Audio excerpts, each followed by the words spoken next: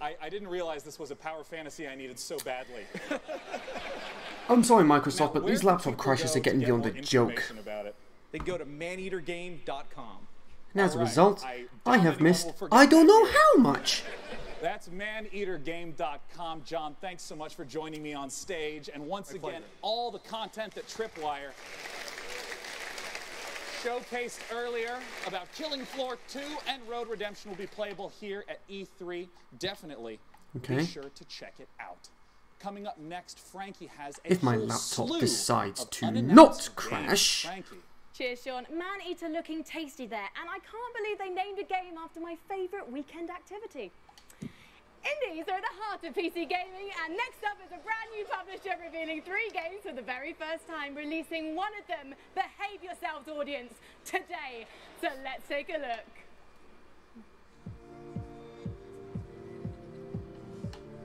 Untitled publisher. Okay.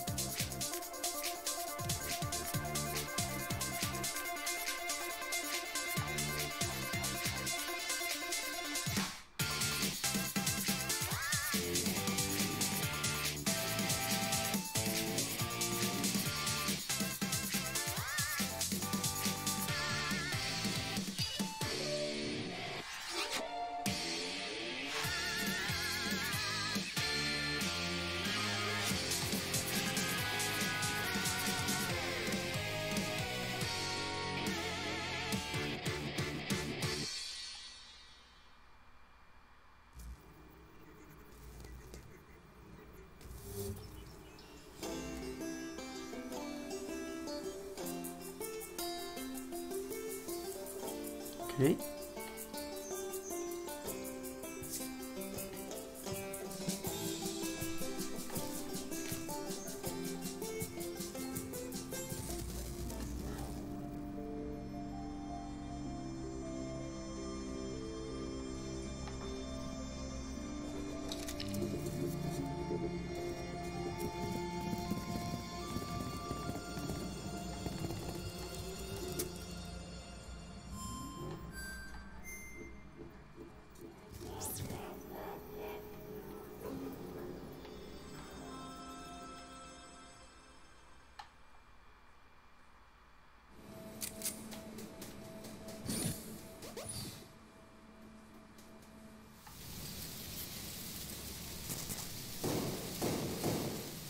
Ooh.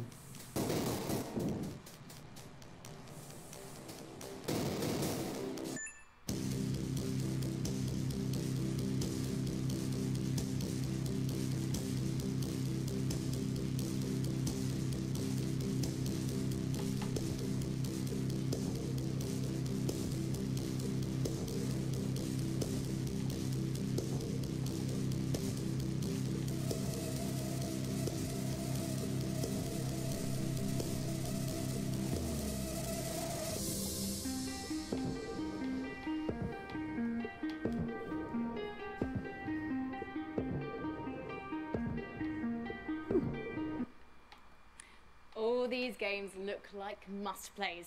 And Overwhelmed, the final game of the bunch, is available on Steam right now with a special launch discount. So make sure you check that out after the show.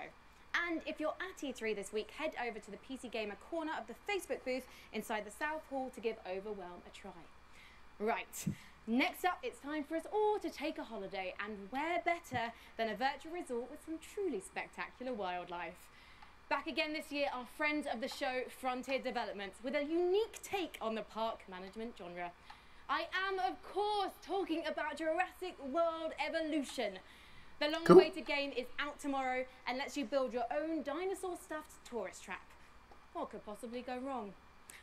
Unleash the Goldblum!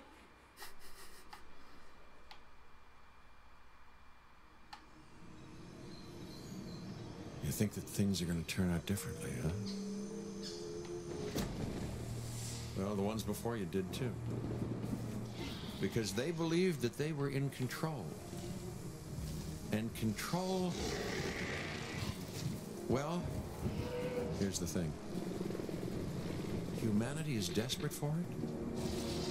We are seduced by it. Deceived by the illusion of it. But we never really possess it. Because if there's anything that chaos theory has taught us, it's that nature is on its own course. And when we interfere, when humanity tries to put nature into orderly boxes, chaos destroys them. And what makes us such unique creatures is knowing the scope and power of what we're up against and still believing that we can win.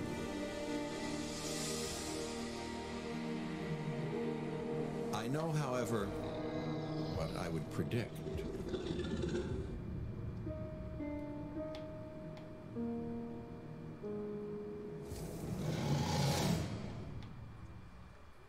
I am so excited for that game.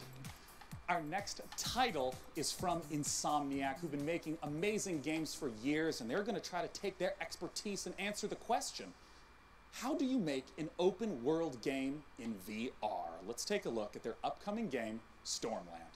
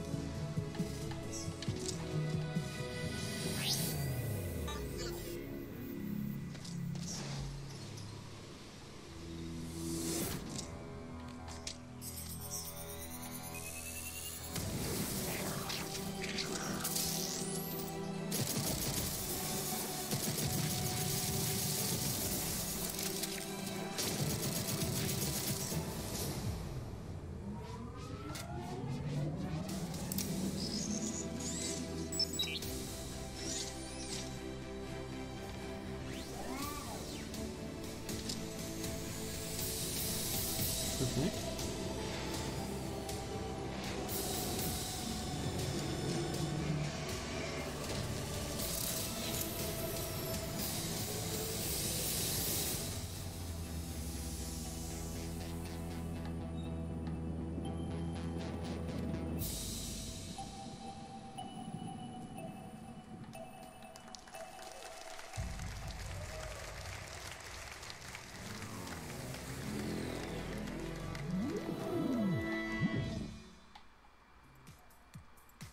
Joining me to talk about Stormland is the Chief Creative Officer at Insomniac Games. Join me in welcoming Chad Desern.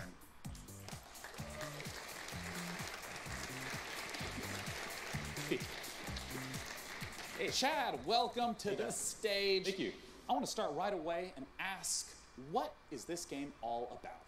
Well, in Stormland, you play as an android gardener, and an entity called the Tempest uproots your habitat and shatters your android body.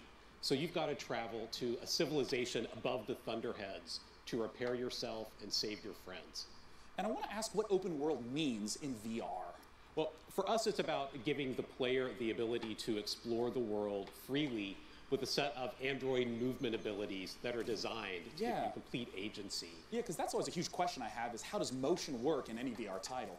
Yeah, well, in Stormland, you can do things like fly just above the slipstream with your outstretched android hands. Yeah. You can shoot a laser into the cloud surface and then make a ramp, kick off of that, climb up a cliffside, like literally launching yourself with your synthetic android strength, and then like push off and glide back down using your hands to control your descent. It's massive freedom of movement, yeah. That's it. It's this set of mechanics that are designed together to work fluidly so that movement feels exhilarating, and you can kind of take the world at your own pace with it. I'm curious why VR for this type of title? There are a series of things that we're doing with Stormland that we could only do in VR. It's about the expressiveness of having tracked head and hands and how we use that for combat, how we use it for movement. Even things like scavenging technology to attach it to your body. Like you look down, you get a new piece of tech, and you attach it right into your arm, and then suddenly you've got the ability to harness electricity, or cloak yourself, or all kinds of different cool android abilities. I mean, the art is just beautiful in the footage that we've seen. I wonder if you can talk to me a little bit about the world and what it means for it to be ever changing.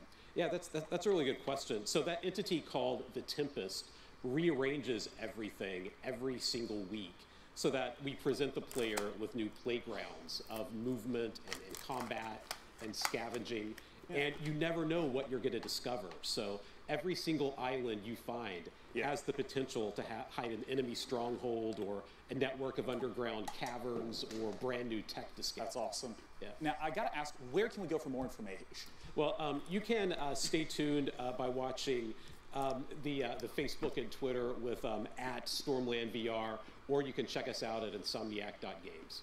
I'm really looking forward to it. Thanks for joining me, Chad. Once again, oculus.com/Stormland for more information. Frankie's up in the balcony with our next absolutely gorgeous-looking indie title. It really is, Sean, because next up we've got a first look at a new game from publisher Raw Fury, a neo-noir detective drama featuring a Paris cabbie who finds himself drawn into a world of crime. Sacré Ruddy Bleu. Yes, I speak French.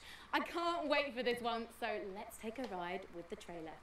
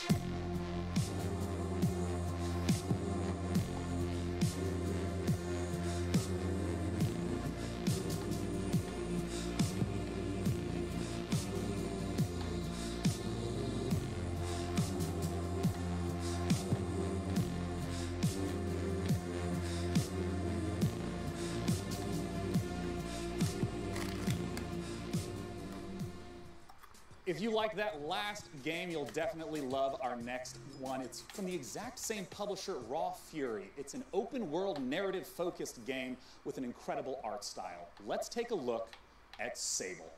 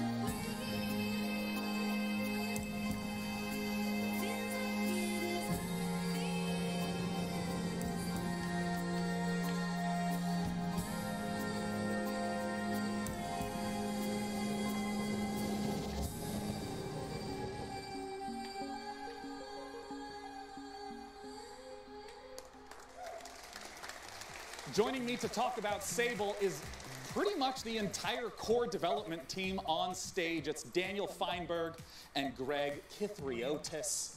I want to immediately ask, what kind of game is Sable? What can we expect? Sable is an open world desert exploration game. It's not a game about combat or about leveling up. It's a game about solitude, and it's a game about exploration.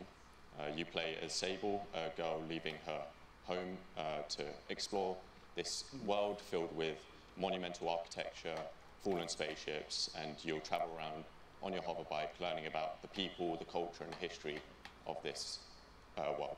And you know, I talked about it before. I think this art style is amazing. Where's the origins of this? So we were really heavily inspired by the clear lines style of French and Belgian comics, as well as Japanese animation, particularly Studio Ghibli. So we really want to feel our players to feel the same sense of wonder that you get from watching one of their films. And so from the very beginning, we knew that we really needed to nail the visual style. And so we put a lot of time and sort of effort into our rendering system. And yeah, we're really pleased to be able to show it to everyone. Yeah. And I mean, I know that you two consist of most of the core development, the art and the programming. What about the music that was in that trailer? Yeah, so that was a new track by Japanese Breakfast. Oh, yeah, the T-shirt. Yes, yeah. Of course. Yeah, right. So she, Michelle, she is doing the soundtrack for the game. Japanese Breakfast is one of my favorite bands right now. It's incredible to have that on board. It all just came together so beautifully in the trailer, and I know that you guys are really regular about updating, you know, blogs, sharing what's going on with the development. Where can people go to find more? So they can go to our Twitter account, ShadowXReg and ShadowXDan, or to sablegame.com. Lovely, gentlemen. Thanks so much for joining me. Once again, the name of the game is Sable. Our next title is one that has been in development, even showing up in our very first PC gaming show. It's Cloud Imperium Games still hard at work on their title, Star Citizen. Let's see what they have in store.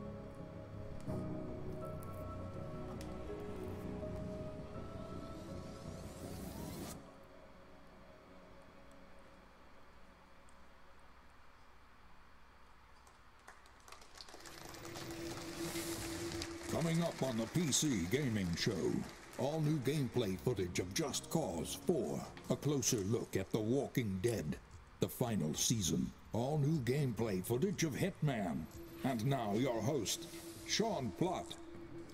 Where is the Total Biscuit tribute? As we do each year at the PC Gaming Show, in addition to talking about games, we're also going to talk about some of the upcoming hardware trends. To join me in talking about it is the Senior Brand Manager from Acer. It's Eric Ackerson. Thanks for joining me up here, Eric. Sean, really excited to be here. Now, I just want to straight up ask, what are some of the big trends that consumers can be expecting right now? Well, right now we're developing some new products, particularly in the display space. We want to take the experience to the next level. To help with that, one of our new products is the Predator X27. It's an incredible gaming display. For instance, it's 4K and 120 hertz refresh. The users can overclock to 144.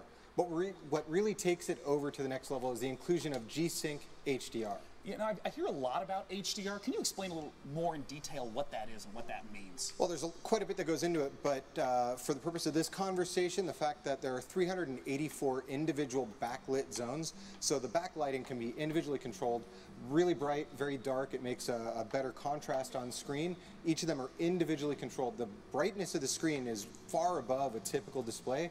Typical, you're looking at 300 to 400 nits. We're looking at 600 with the Predator X27 with a max of 1,000 nits. And you know, some of the titles that were showcased just now, there's a wide variety of some photorealistic, some with a really iconic art style. How does HDR contribute to that big range we see in gaming? Well, one of the big things that helps is the color gamut that's available with these displays. We're able to do 99% of the Adobe color gamut, so it's better representing the vision of the art director. Yeah, and some of the games that you see on screen that support HDR, Mass Effect Andromeda, Far Cry 4, Ni no Kuni 2. Again, you won't see them in HDR right now unless you have an HDR monitor. It doesn't work that way. We can't just stream it to you. But, you know, it brings me to one of my next questions about PC gamers tend to have a huge range of possible budgets. What are the different sort of products to look for at those price ranges? Well, I mean, we cover the gamut from very simple and to the point to high performance esports products or multi-view surround multi-display products, but we also go really crazy sometimes. We decide, we put our engineers to the test. What can you do if you have no limit? So one of the projects we've worked on is something called the Predator 21X. This is a 21-inch curved screen laptop with a mechanical keyboard and two graphics cards. Science, materials. We did a really good thing. But you know what? To be serious, not just to joke, we actually have to ship this with a Pelican case to protect the laptop, and it sells for $9,000.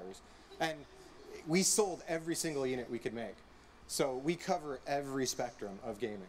You know, you brought up this Predator laptop, you brought up the Predator monitors at the start of this segment. Where can people go to hear more about or even pick one up once they stop being sold out? So that's the good news is that we're shipping now. Our customers, partners are selling them. The bad news is a few have already sold out of this new Predator X27 monitor.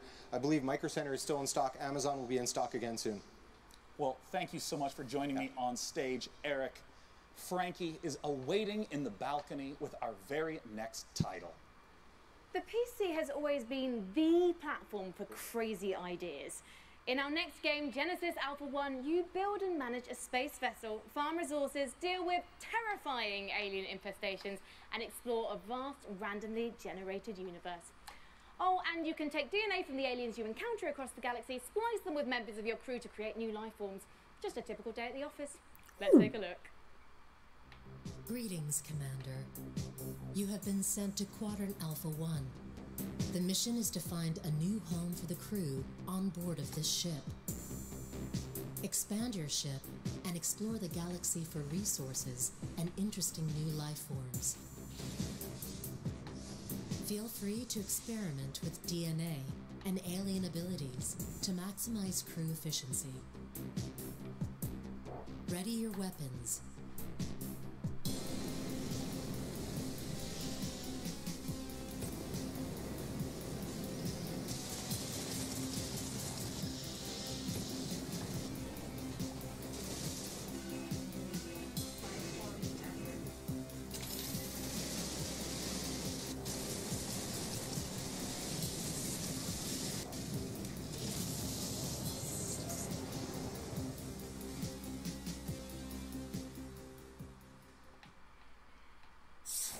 Now, if you didn't catch the pre-show quiz, you might be wondering who my buddy is. Well, this, ladies and gentlemen, is Webster from Drake's Cakes, one of the PC gaming show's sponsors this year. And he's got a cool competition for you, the Drake's Cakes PAX giveaway. Oh yes, PAX is a gathering of PC and tabletop games, concerts, panels, exhibits and tournaments. It's like a 4-day LAN party, festival, workshop and concert rolled into one. The very lucky winner will enjoy a trip to PAX West, including 2 tickets and a free trip to Seattle. So if that's you, hit me up on those dates, because I am free. Webster, my man Duck, this is very generous of you indeed. And by entering, guys, you will get a discount code to get your hands on some delicious Drake's Cakes available on Amazon. And if you're at E3 itself, don't forget you can meet Webster in person at the E3 Concourse Walkway, where he'll be giving away drinks, swag, and tasty treats all week. So if you see him, give him a fist bump on my behalf. I'll take one now. Thank you very much, Webster. So if you have ever dreamt of spending a weekend knee-deep in one of Earth's best gaming festivals, visit pcgamer.com/drinkscakes and enter now for a chance to win and hang out with Webster. All right, Webster, all this hosting has got me a bit peckish. How about we look at a trailer for the next edition of Klei Entertainment's beloved survival series, Don't Starve, Hamlet.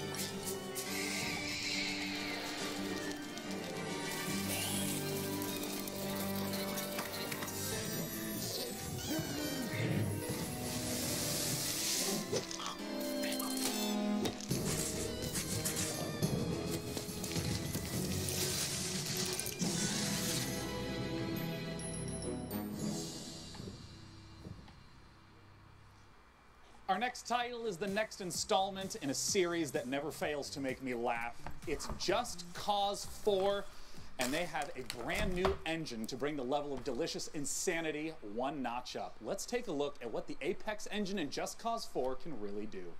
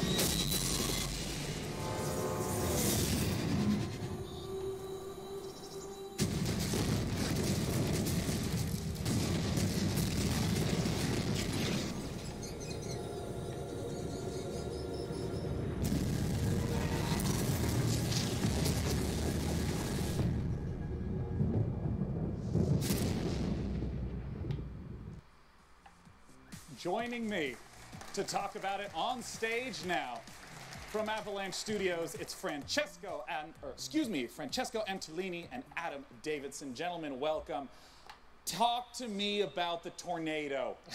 It's fantastic, isn't it? So it's a very nice piece of tech. It's not just beautiful, but thanks to Apex, it's also a bad boy that actually works. It's fully physicalized. Yeah. This means that it's roaming the world, wreaking havoc, and it's not just like a background piece. It's actually impacting the world. This before is Just Cause, man. You go there and you play with it. Yeah. You know, throughout the trailers that I've seen, it seems to be a lot of different environments that are available throughout. Can you talk to me about those? Yeah, I mean, one of the most important things to us with this installment of Just Cause was bringing a lot more variety into the game, and that extends to a lot of things, but certainly the biomes of the game. So instead of one kind of region of, like, say, southern Italy, like we had last time, now you have lush rainforests, deserts, grassland, and even alpine biomes, all of which, you know, are rendered beautifully with the new Apex engine. Now, something that's very important to me is some of my favorite features from Just Cause 3. Can you talk to me about, like, the wingsuit and the grappling hooks? Like, are those coming back in Just Cause 4? Everything you love from Just Cause 3 is back. Good. But everything is also just better. There's more to do, more to discover. For example, the grappling hook is completely customizable. The combat model has been completely reworked, redesigned, enhanced. So new weapon, new enemies, new AI. We've got extreme weather, that interacts with grappling hook and parachute. The wind that we saw from the Yes. tornadoes, are just Yes. like basic wind effects also get incorporated as well? Again, it's just cause, so nothing, just an effect. So if there is wind, it's physics and acts with your parachute, grappling hook, and the rest. Yeah. Well, where can people go to get some, we'll call it first-hand footage of what Just Cause 4 can deliver? They can check it out at justcause.com/E3 and for 3 days. That's right. Believe it or not, E3 hasn't started yet. It starts tomorrow. So June 12th through 14th, you can check it out. Thanks so much for joining us on stage. I look forward to the hilarity of Just Cause 4. Now, our next title is one of my all-time favorite IPs. I can't wait for Frankie to talk to you about The Walking Dead. Ooh. Telltale Overkill Games, here we Software go. and Starbreeze are the creators of Payday and Payday 2. Therefore, it goes without saying that these studios are some of the most talented makers of cooperative shooters, and their next one is set in a familiar but new apocalyptic Washington, D.C. Here's the first gameplay footage for Overkill's The Walking Dead, and keep your eyes peeled for the release date at the end. Release date.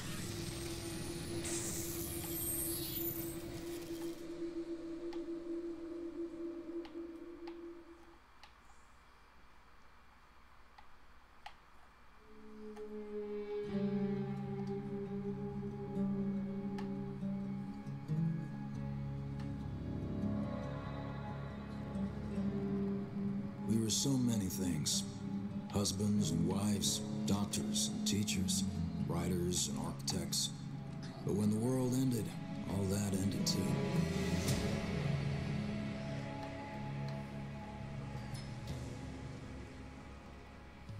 Every day we fight for more than survival. We fight to build a new life.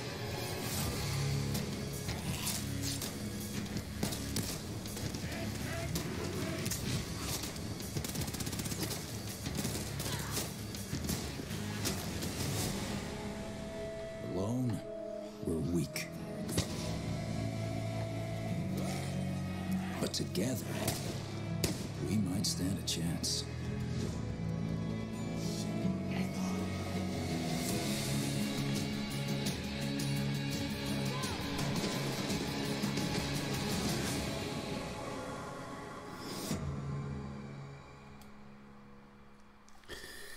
November 6th. And I have more good news. For fans of The Walking Dead, Overkill's game for The Walking Dead, of course, coming soon, but we have a second, completely different Walking Dead game that we're getting the chance to talk about right now. Telltale This is Games. Telltale's The Walking Dead, the final season. Joining me on stage to talk about it is the lead writer, James Windler, and the voice of Clementine herself, Melissa Hutchison. Yes!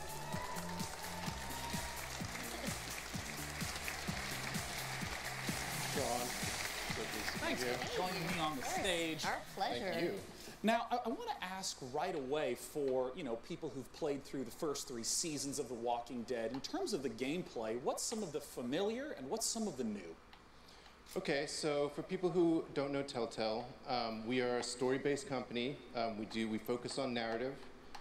We've had our roots in the old school point-and-click adventure games, but we've developed our own cinematic style and almost a signature mechanic, like our choice wheel. Yeah. And that's all familiar. That should, the choices branch the narrative. What's new this year? We have traditionally combat and action. We've done with QTEs and like swipes and button mashes and all of that. This year, with the final season, we're introducing segments of unscripted combat. Yeah, we see some of this right here. Yeah, so Clem probably just brutalized a zombie there. Of course she is.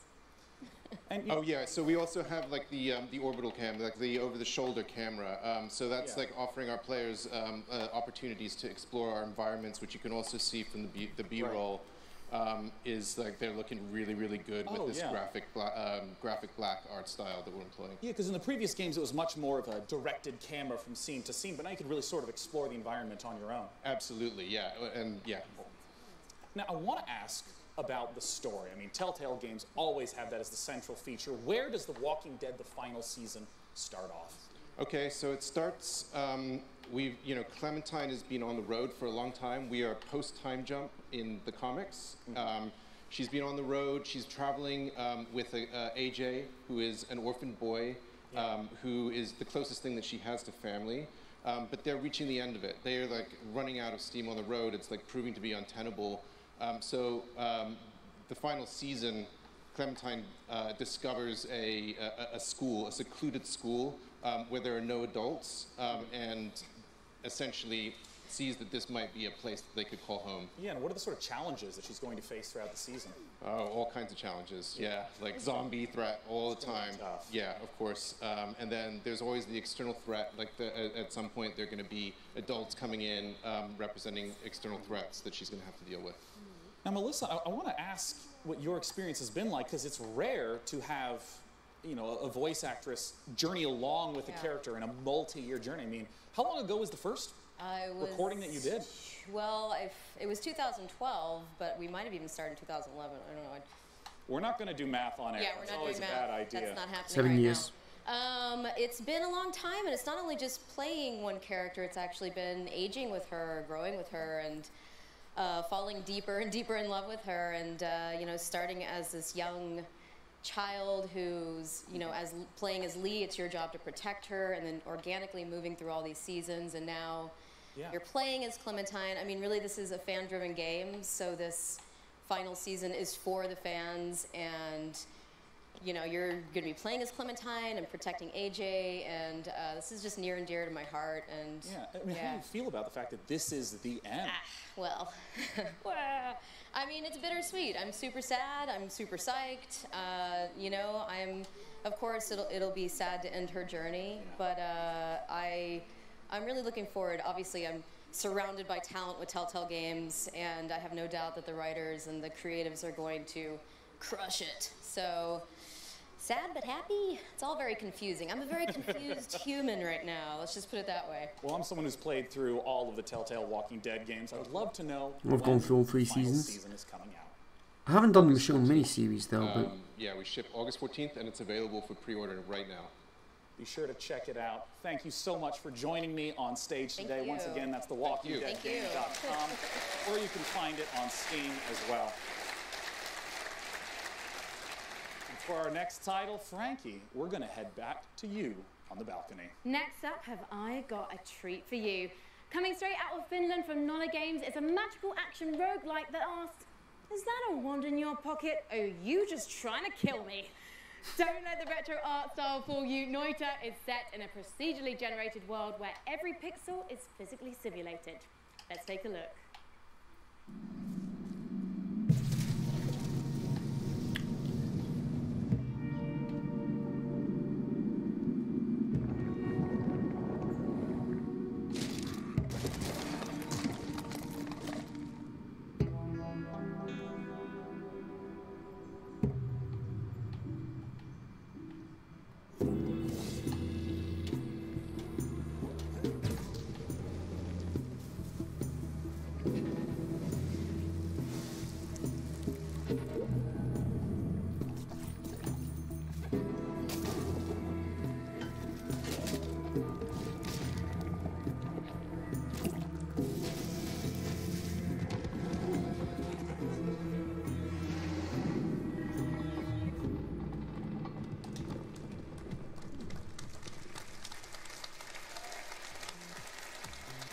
Our next title is one that's very near and dear to my heart, as it is the spiritual successor to one of my favorite childhood games, Theme Hospital. Joining me to talk about it are the 2 founders of 2 Point Studios. To talk about 2 Point Hospital, join me in welcoming Dr. Webley and Dr. Carr.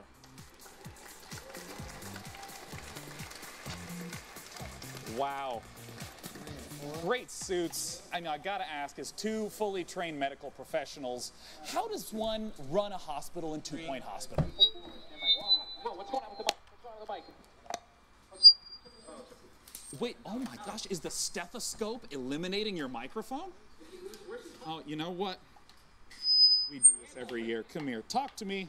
Okay. How do we run a hospital? So 2 Point Hospital is a game about designing and building your own hospital. It's Yeah. Talk directly at my tie. Yeah, listen, you said don't talk there. Yeah. I got to look out here, you said. Yeah, no, just look So- straight at the ground. There's a lot of customization. Is this not working at all? Yeah, it's great. Doing great. You carry on. I'll carry on then. Yeah, a lot of customization, a lot of interesting characters in our world, which with all these different characters, we had to come up with some really interesting illnesses and cures for them. And you have fun in 2 Point County exploring different regions and curing people with different ailments. And as you can see on the screen, we've got... this is real. We actually researched this. It's a certain animal. And also you can train people. You can train your doctors to be better, your nurses to be better. Do research so you can unlock new wonderful cures. Yeah. You know, He's saying everything, isn't he? Sorry, I didn't know if no, the it's mic was great. working. I was a bit backfilling. Carry Yeah, on. so, I mean, tell me about it. Like, what is the sort of late game sort of experience that you'll be playing through? Because this looks like it's quite deep into the running of a hospital. Yeah, this is later on. So you start off and you're researching and you're training up staff, you're diagnosing illnesses, and you're hopefully curing them. Diagnosis making money, turtle and head. then heading off. I see this to 2 Point malady. County. Yeah, I see this malady called turtle head. Can you explain a little yes. bit about what that is? Yes. It's when the head becomes so shrunken, it gets stuck in the neck orifice, just pops out slightly, and it has to be extracted. And Mark, how's it get well, this extracted? is something you've maybe we've all been there. I know. Yeah. This is one where a little bit of suction always helps, and And it's gone. And out it comes. Yeah. We had to research how to do that. That's actually a real illness. For Yeah, it is. It's northern real. England. Now, I had to ask about something that I think every young man has to deal with at some point. What is a monobrow infestation? Yeah, well, monobrow is, follically enhanced. Yes. Problem. We've all been there. Yeah. I haven't. No, okay. But it needs to be diagnosed and cured pretty quickly. If it doesn't, it'll fester, and you might shed a bit of hair, and in fact, it will actually leave the body, and it needs to be got rid of before the health inspectors arrive. It looks like the monobrows are multiplying in the hospital. They breed they're big breeders. The monobrows. yeah, they like monobeasts. they like dirty places. Ooh, that is So you've nasty. got to keep your hospital clean and well maintained. Yeah. Otherwise, they're going to breed, and you'll have a trouble. I want to ask about sort of how the game evolves over time, because Theme Hospital was very mission-based. How does the experience of running a hospital change as the game goes on? Yeah, so once you've started your first hospital, it's a pretty simple affair, and then you move on through 2 Point County. There's different regions. There's a cold region. There's warm regions with contagious diseases, and there's poor natural regions, there's rich disasters as well, regions. Yeah. So we've got volcanoes. Yeah. In fact, We've got all sorts of wonderful, weird effects can happen in different parts of the So world. you might struggle to manage your hospital empire because a volcano went off nearby. Yeah, it's about spinning plates, isn't it? You've got everything set up nicely, and then Something a curveball's happens. thrown at you. So. Well, I'd love to know more information about when 2 Point Hospital is coming out. Well, we're coming out fall, and you can check us out by going onto our Steam page and hopefully wish listing. And we're coming later in the year. You're told. No. Well, I'm personally, again, really looking forward to it coming out. Thanks so much for joining me, Doctor and Doctor. Thank you. Thank Talk you. about 2 Point Hospital. Now, our second Battle Royale game of the afternoon takes a fantasy RPG-esque bent, and you may have even seen it getting streamed on Twitch in the previous week. Let's take a look at Hi-Rez's Realm Royale.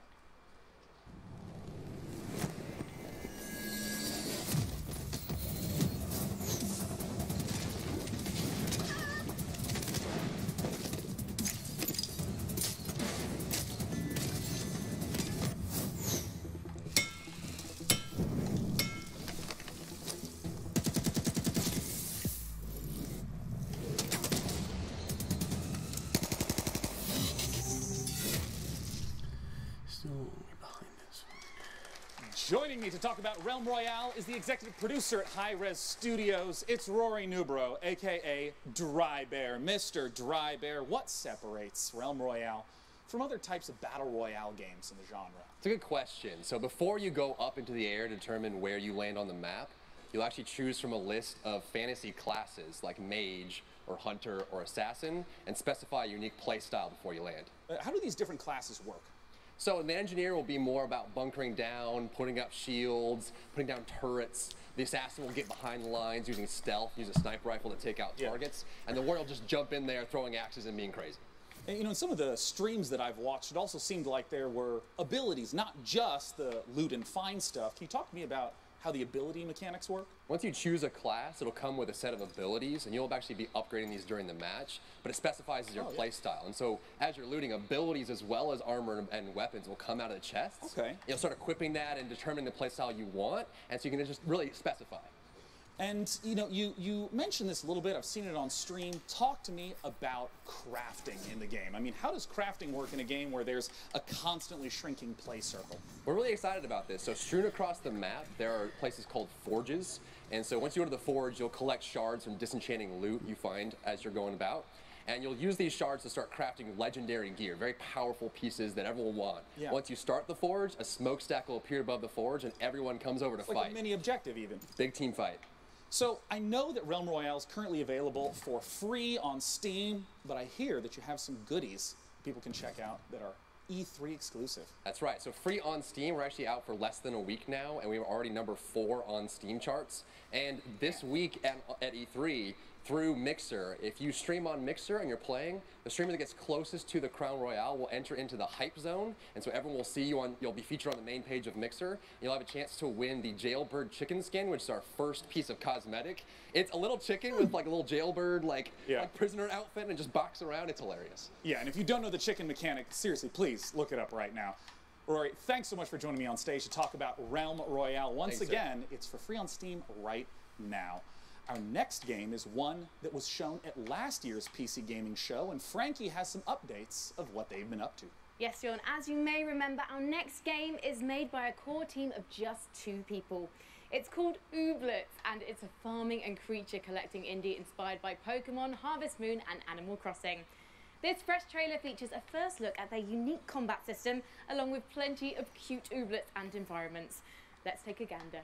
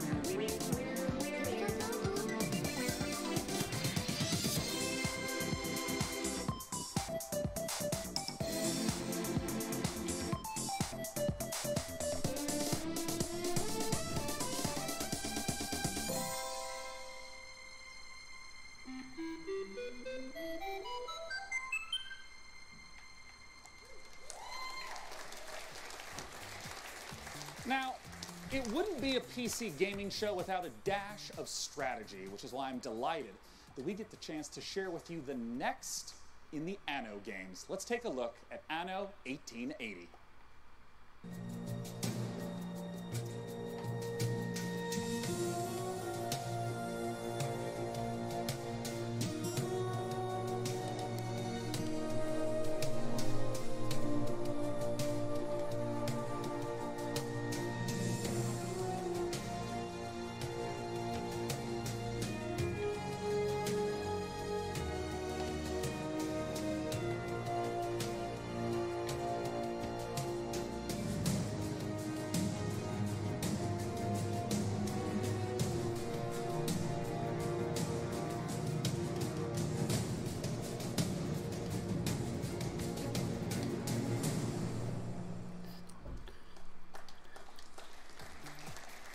Joining me on the stage to talk about it is the executive producer, Burkhard Rattheiser, and community developer, Bastian Thun.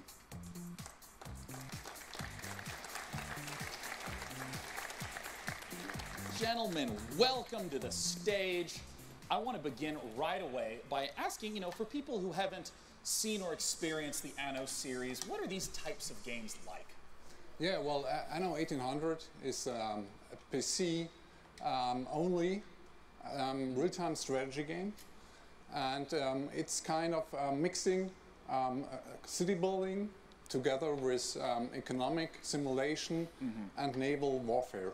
And at its core, it's a sandbox game, so you have a vast amount of freedom to explore the world and build huge cities. And I wonder if you could talk to me a little bit about why the choice of the 19th century for this game. Well, the 19th century, it's such an interesting and rich era. There was so much happening in this era. Yeah. So we had two industrial revolutions. We had major scientific inventions and also big social changes, and also the creation of the big imperial empires. So it's a really rich era. And what are some of the elements that we'll get to see from the 19th century in Anno 1800?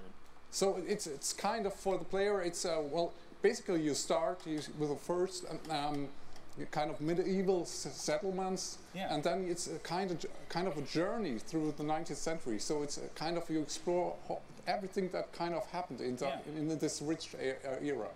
And I understand that you have a very unique take on how to work with the community, how to gather feedback. I was wondering if you could talk to me about what is Anno Union. So last year at Gamescom, when we actually revealed the game, we decided on, it's pre-alpha, we revealed the game. We invited the community to basically become a member of our development team. So we launched our Anno Union platform. It's a place where we give constant weekly updates on the current development and invite players to give feedback and basically help us developing the game. Can you give me like an example of exactly how some choices have been steered by the community? So there's a lot of different stuff we did. So like from feedback we got on our blogs and focus playtests where invited players. We got so much great feedback, which had to completely rebalance the mid and late game of the game. Also, we heavily expanded on core features of the game based on feedback. We said like, okay, that really seems to work. Players like that, so okay, let's do it, like improve the quality a little bit even more. Yeah. But they can also vote on actual game content. So we had a big vote for an AI opponent in the game, for a community creation contest where they could create their own island and stuff like this. And I understand that some of this footage that you're sharing right now is pieces that people can go to anno-union.com and vote on right now. Exactly. So just in time for E3, you can go to anno-union.com, check out, we have a vote up where you can vote on one of 5 ships in the game. And that's only the first stage, because in the second stage, we will allow you to design your own ship variant. So the winner of that first vote, then you can hand in your own design notes, drawings, 3D models, whatever you like. And the winner of that contest will actually make it into the game. Now, where is the website that you can go to again to get the most information right now? Yeah, just check out anno-union.com. That's basically our big community platform, and we want to invite especially strategy gamers, PC players out there to come help us developing the game, sharing feedback. Just check it out. Well, gentlemen, thank you for joining me on stage to talk about Anno 1800. Our next title is the final battle royale of the night, and Frankie is going to be talking about it, and it's a little bit, maybe not what you'd expect. Publisher tinyBuild is known for discovering distinctive indie developers and bringing their quirky ideas to the fore, with Cluster Truck, Speedrunners and Hello Neighbor among their catalogue of hits. And now I'm delighted to be able to bring you the world-exclusive reveal of a game developed by Galvanic Games in cooperation with Explosion. Inspired by the Cyanide and Happiness webcomic, Rapture Rejects is Battle Royale as you've never seen one before, ladies and gentlemen. Believe it or not. They're going to have the Cyanide and Happiness characters? And basically bonkers. Let's take a look at what happens when the man upstairs makes an epic fail and only beams up the bad people. Introducing Rapture Rejects. Okay.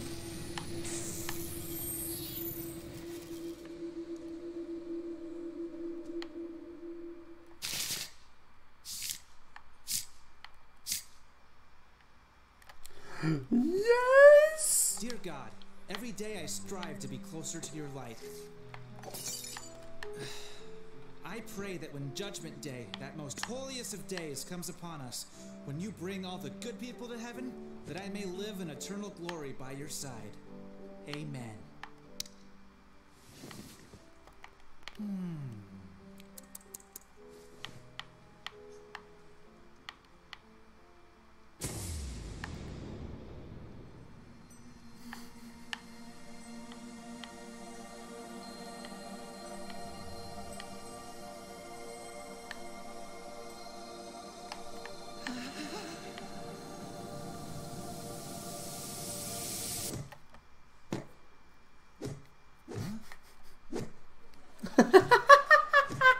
Little help.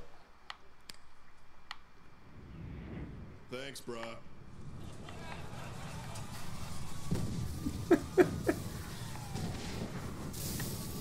Yeah.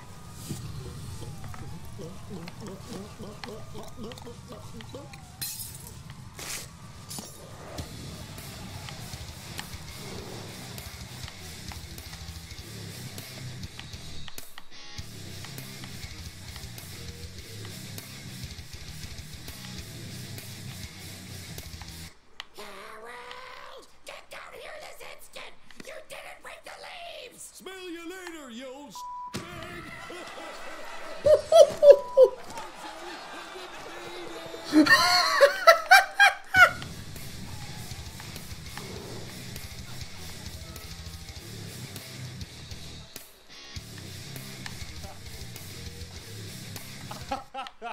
I can't believe we got to show that trailer. That's so great. Our final game that we will be showcasing this evening is from perhaps the most famous stealth action franchise in gaming, the Hitman series. Let's take a look at a brand new What? trailer. Hitman not showcased at Square Enix?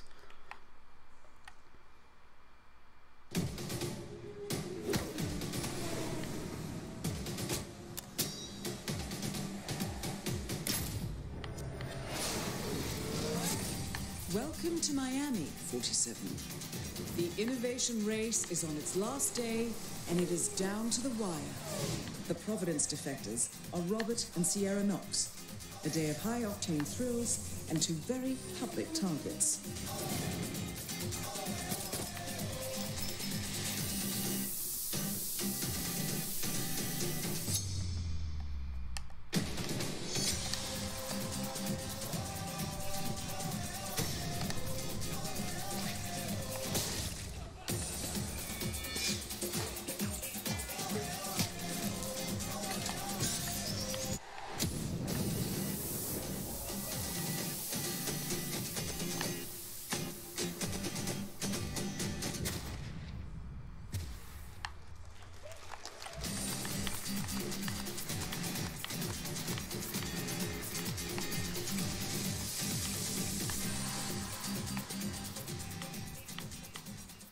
Joining me to talk about Hitman 2 is game director from IO Interactive, Jacob Mickelson. Join me up here, Jacob.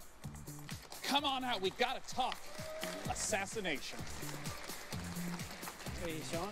Welcome, Jacob. Thanks for joining me. I mean, right away, tell me, what is Agent 47 doing in Miami? Well, he's there to pay a visit to Sharon Robert Knox, who are part of the Kronstadt Empire. And yeah, we all know how that ends, right? Well, given that it's a Hitman game, I have some hints. And, you know, I always felt like in the Hitman games, the environment was so critical, trying to study and trying to understand it. What are some of the elements in Miami that will show up in Hitman 2? Yeah, well, absolutely. Miami is, I think it's one of the biggest events we've ever created. It's the sort of thing I can do without right now. In Miami, we have, of course, the race as the centerpiece. Yeah. But being this super high-detailed sandbox, we also go to great lengths to actually create all the surrounding bits and pieces, like you have here, backstage area. Of course, we also have that in Miami. So pits and I need paddocks, Vettel to emergency room, overtake. and so on. So all the facilities needed. I need in order Vettel to for you overtake kind of Raikkonen now. Make your own way through the mission and take advantage of the locations and all the different disguises and items you stumble upon as you move in closer to Okay. it. And in terms of the mechanics, I know that there's Okay, it's going on the Ultra Soft. That's fine. That's fine. That's fine. But what are some of the brand new mechanics? Which means it that are should in help Hitman? him. Some of the new stuff is, Back up for the instance, field. the crowds we saw here in Miami. First of all, there's more. Got a bit of leniency. Yeah, we're close to 2,000 people now in the scenes, and on top of that, we also introduced a new crowd mechanic where you can dip into the crowd if you get in trouble. So as long as they are not fleeing or running away, then they're there for you to hide in. So in case you get chased by guards. Another new thing is the picture-in-picture mechanic, where you get information about what's going on other places in the level. So if you're setting up traps and stuff like that, you can kind of keep track of where the important characters are. And last but not least, we have the fan favorite, which is the sniper briefcase is back. But this time it's not only for sniper rifles, it's also for all the other things you want to carry around, kind of without causing too much attention to yourself. And I want to ask about some of the weapons and the disguises that have been showing up throughout these trailers. Yeah, we go to great lengths. I think the theme of this showing is going to be the fish. It's really it's a studio favorite. We're having a lot of laughs at that, right? And then of course you just saw it in the kitchen as a frying pan. So we all know the kitchen is the most dangerous room in your house, right? Yeah, yeah, of course. Also counts in Hitman. And I want to ask about some of my favorite content from Hitman, things like elusive targets, limited time events. Will those be making a comeback? Absolutely. So there's still going to be escalations for you to kind of challenge the game in many different ways. There's going to be challenge packs, again, new challenge for you. And then of course the elusive targets that pop up for a short period of time only. And you have one shot at this or, go bust. As my final question, the expected question, when does Hitman 2 come out? Hitman 2 comes out November 13, and if you pre-order right now, you also get access to a new game mode called Sniper Assassin, where you get to play as Agent 47, and also, for the first time in the franchise, you can play along with a friend in the co-op mode. Well, Jacob, thank you so much for coming out. I'm super looking forward to Hitman 2. I might be the worst Hitman ever, but I try hard. Now, Jacob, I'm going to thank you. Thank you. And I'm going to escort you off to the right. So you're going to rush off this way, because coming in from the left, for the first time ever, vaguely nearby me, it's the co-host, Frankie. Come here, Frankie. They let me come down from the balcony for good behavior. Excellent. Well, Frankie, we did it. The PC Gaming Show is done. Thank you so much for joining us to host this year. Thank you. Thanks for having me, guys.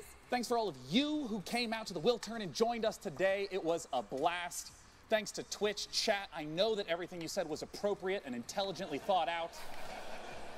And of course, this year we're curating even more great PC games from the Facebook booth in E3 South Hall. Last, and of course not least, a huge thank you to all our wonderful sponsors who let the PC Gaming Show come back for a fourth straight year. They are Hi-Res Studios, Digital Extremes, Archangel Hellfire, Team 17, Stardock Entertainment, Acer, Predator, Improbable, Oculus Rift, Drake's Cakes, Tripwire, Frontier Developments, and Square Enix. We hope you have a wonderful E3 and go play some damn video games. Cheers. Thank you.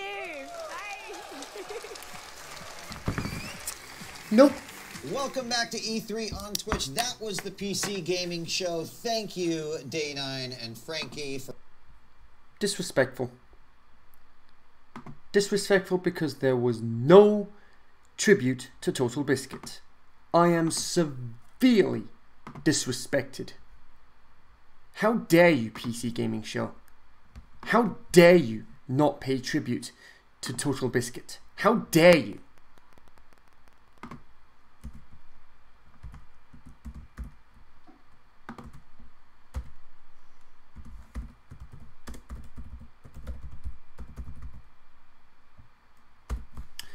Thankfully, I've got an hour to wait until Sony's conference, and here's hoping that my laptop does not crash on me again. In the meantime, I'll see you at Sony's conference.